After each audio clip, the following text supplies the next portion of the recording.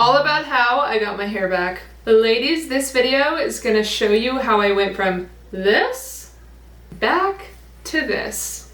There is no extensions in here. My hair is much fuller, longer, and just all around healthier. And so we're gonna go through all of the things that got it that way. Or I should say back to that way. Before I say anything, I should tell you about my hair type. I would not say my hair is fine or coarse. It's kind of just medium thick. I definitely have a lot of hair. It's very deceiving. Genetically, my brothers and I all have a lot of hair. So when my hair went to I panicked. You guys should see my hair in high school. I'm gonna put a photo so you can see how long it was. I can't believe no one told me to cut it. I'm sure my mom did and I just rolled my eyes, but ridiculous. My hair was so long. Then when I started modeling, they asked me to cut it because it's very distracting when you're modeling clothes. Okay, so then I had about this length of hair, and when I look back, it's around 2020 that I see my hair starts to thin out, it's shorter, it's more like straggly, just like not looking good.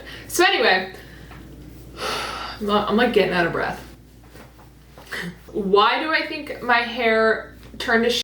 I think there's multiple reasons. I think it'll depend on the person.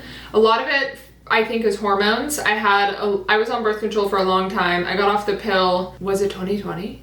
2019. Came off the pill, so I don't know if that has anything to do with it. Oh, duh, it does. Because I did not get my period back and my hormones were turned off for a year after I came off the pill, which is a whole other story, which can be a different video, but let's stick to hair. So there was hormonal things going on. I also had SIBO, which is like a gut dysbiosis. I really think emotional and physical stress is a big thing. I wouldn't say I realized my hair was falling out. And the only way I can even tell hair progress is looking back at photos. So even if you're sticking with there's a bug in here. Even if you're sticking to a routine and you're like discouraged, you can't tell if it's working, take photos. Another thing is I never cared about what product I use. Also, if you watch my other video, I don't even brush my hair. Just like one of those things.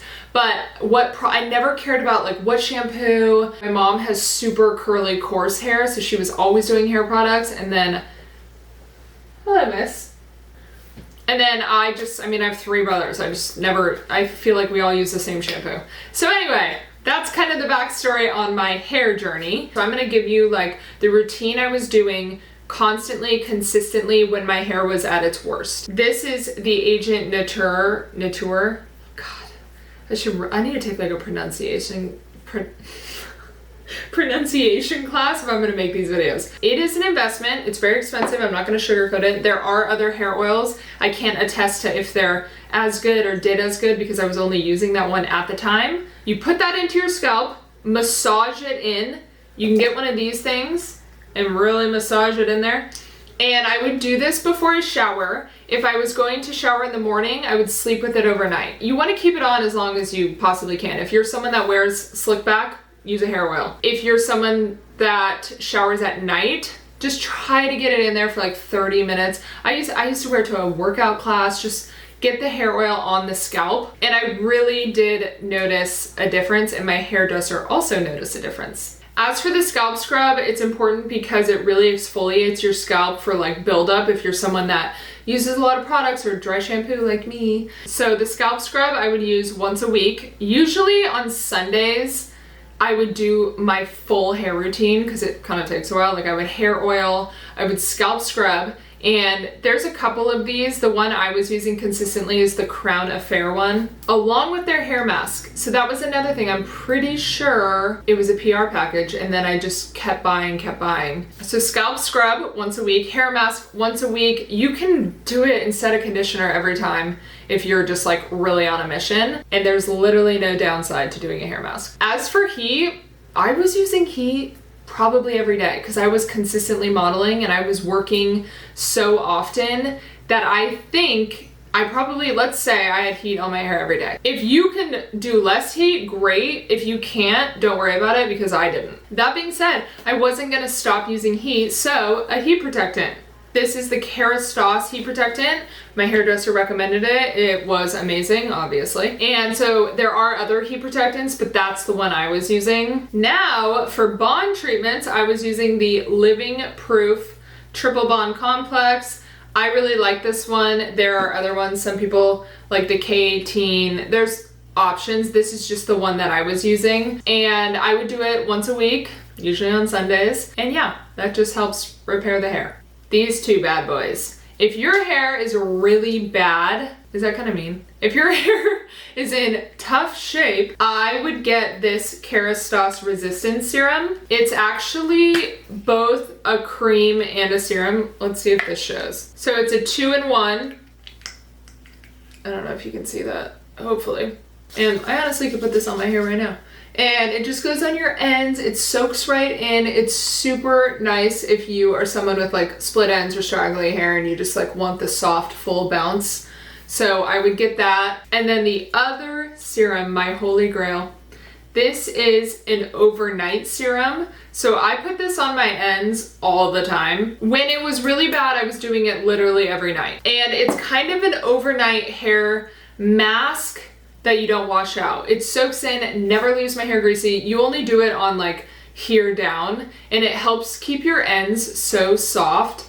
This one is for blondes, but they also have one just for typical hair.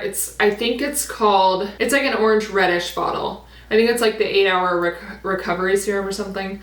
I'll find a picture. So that I was doing on my ends every night. As for their scalp oils and what I use right now, I use the Fable in Maine because it just comes in this huge bottle. And I really like it. At the time, yes, I was using this one. It's just really expensive, so now I'm using this one. There's also an Amazon one that you can get if you're really on a budget, the Miel. In my personal opinion, yes, I do think it's good to invest in products that are high quality. At the same time, I think it's just important to be consistent. So if you are someone that's like, you know what, I'm gonna do a hair mask every week, just stick with it. Like, just do it. Or the bonding treatment, if you're gonna do this once a week, just do it. It's more about being consistent to see results. Obviously I went ham and I went like full routine, stuck with it, and it works. So it's worth it. Now, I asked you guys if you had any specific questions, and excuse me, I got so many questions. I've literally never seen that amount before on my page, which is a good thing. That means you guys want help, and I am here to share what I did to help. Wait, no, that doesn't make sense. And I am here to share all the things I did, and hopefully I will help you. I'm literally gonna try to show you how many there were. Yeah. Obviously I can't answer all of these, but the repeat ones and ones that are relevant to this video, I will answer. Oh duh, I didn't even tell you the shampoo and conditioner I was using.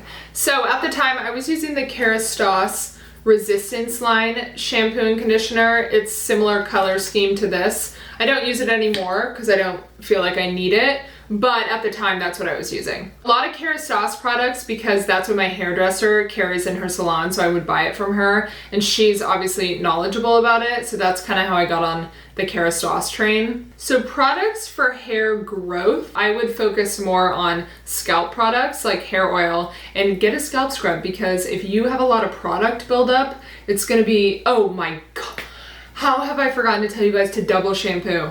Very important step. You have to double shampoo because you got to double cleanse. The first step is to get all the product buildup out, and then the second step is to actually cleanse and clean your hair at the root. And obviously your hair grows from the root, so keep that in mind. Double shampoo. I do sleep on a satin pillowcase. If your hair is falling out a lot, I strongly encourage you to figure out what is causing that, whether it's hormone imbalance or it's stress, or maybe you're not eating enough nutrients. Maybe you need to take a supplement because you're deficient. Oh, here's Brett calling me. Hello, I'm filming. Excuse that rude interruption. Okay, let me break down the weekly routine. Usually I pick one day, it's typically Sundays, but you can do whatever day you want, that I do the full hair routine. Hair oil, scalp scrub, double shampoo, hair mask. Then when I get out of the shower is when I go in with a bond treatment, which this does have a heat protectant in it. If you need double time, do it. Just double it up because it's not hurting you. And then when I go to sleep, this is going on the ends. Another product that I really love is the Crown Affair leave-in conditioner, because if you need extra moisture on your ends, and then it also is a heat protectant. So that's a good 2-in-1 if you want that. And then if I'm going to shower, let's say on Thursday, I'm just double shampoo conditioner. When I get out, I use the heat protectant. I use the heat protectant every time I blow dry my hair. And I will say I've kind of cut back on needing this as much. So right now, currently, I probably do it 3-4 times a week. How often do I put heat on my hair? Like almost every day. It kind of depends. Now that I'm not modeling, I don't always have to have my hair done. So if I'm doing a claw clip or like a bun, then I guess I'm not using heat. But I blow dry my hair no matter what after I shower. Every single time. I never air dry. Then I'm always using some sort of heat, whether it's with my straightener to create waves or with my curling iron or with my Dyson. Oh, curious about the extensions. Okay, let me share because I really did enjoy them. Basically, the reason I got those extensions was my hairstylist. I'd go to her for like, why am I like unwell today? I've been going to her for years, and she asked me if we could try doing half pieces that went right here. So I don't know how much you know about extensions. I knew nothing, but apparently they kind of sew it like a crown around, and she wanted to test out doing 2 side pieces. So I was her guinea pig, and I was like, sure, why not? She sewed them in right here, and they just filled out right here because these front pieces were really weak for a while. If you're interested, because you need fuller hair, highly recommend. It was like really convenient. I had those extensions for about, it was less than 4 months because I had them put in and then I had them moved up once, and then that was it. I get my hair done every 8 weeks. I alternate a partial highlight and a face frame. And how often do I cut my hair? I actually don't know. I'm gonna ask my hairdresser. So I'm getting my hair done tomorrow. She kind of looks and she's like, you know, if you have dead ends, you gotta cut them off. As for a Dyson tutorial or curling iron tutorial, those will be separate videos because this one's obviously a lot of me talking and it's a lot of information, so I will make those videos. This is actually a good point. I do not use hair ties anymore. I only really use a claw clip. If I use a hair tie, I don't even think I have one in here. It's one of those satin ones. When I was modeling, which is a good thing to note, and they would do my hair. See, when I was on set and my light died. Don't worry, I have another one. I'm so prepared. What was I talking about? Oh, when I was on set, hairstylists like don't care. Like, I don't even know if they use a heat protectant, and they just fry my hair. And if they would do updos, they would do super tight ponytails, and that can be really damaging on your hair. So just keep that in mind. Does my hair get greasy? Yes, it does. But I use dry shampoo. As you've seen in my other videos, I wash my part in the sink. The other thing is when I scalp scrub and double shampoo, I find that it does help prolong until my next wash. And then after I get my hair done, my hair lasts so much longer. Did I start taking vitamins or change my diet? I did not take supplements or vitamins. Did I change my diet? No. If anything, oh, you know what? Yeah, I'm now way less restrictive. I went through a phase where I had a little bit of a restriction issue, which is also another topic for another video. Thank you, modeling world. But I also got sick with SIBO, which really restricted my diet. That actually probably definitely played a part. Just don't restrict. Don't do it. The mental battle, and what it does to your body and your hair and your skin, just don't do it. So having a very diverse, vitamin-rich diet will for sure help you. Back to the diet thing. Fun fact, my doctor wants me to add meat in. I haven't had meat in 6 or 7 years. I have no issue with meat. I just don't like it. I eat a ton of fish. I eat eggs. Meat, but maybe I'll videotape that journey of me trying meat again for the first time. So dryness and breakage, I would focus much more on products for your ends, which would be the overnight serum, this breakage serum, a heat protectant, and like a leave-in conditioner, and also obviously hair mask. I would focus more on these type of products. So obviously you saw there are so many questions on here. I think I've kind of answered everything in terms of hair regrowth and the hair routine and what to do. As for other hair questions like hair salon and hair tutorials, those will be in other videos and they will be coming, don't worry. But in summary, I just want to say hair loss and thinning and your hair just not looking how you want it to is such a valid insecurity. Like, it takes a toll on self-confidence, and I totally understand because I was there. You can do it. Stay consistent. Invest in a hair routine depending on what you can afford. Pick and choose what you think is right for you, whether you need growth or whether it's split ends or fried hair. Just kind of zone in on something. Stay consistent. It is so worth it. I also highly recommend you kind of look in the mirror in terms of your lifestyle, like stress levels. You can do a blood test for hormone levels or nutrients. Make sure you're healthy and balanced, because there can be an underlying reason that your hair is either falling out or kind of not doing its thing anymore, because that's what happened to me. And in summary, I did not stop putting heat and I did not stop dyeing my hair. I just stuck to a routine, and I had other lifestyle health things that had to be fixed, including my gut and my hormones. But I really, really hope this helps someone, brought clarity to you. My DMs are always open.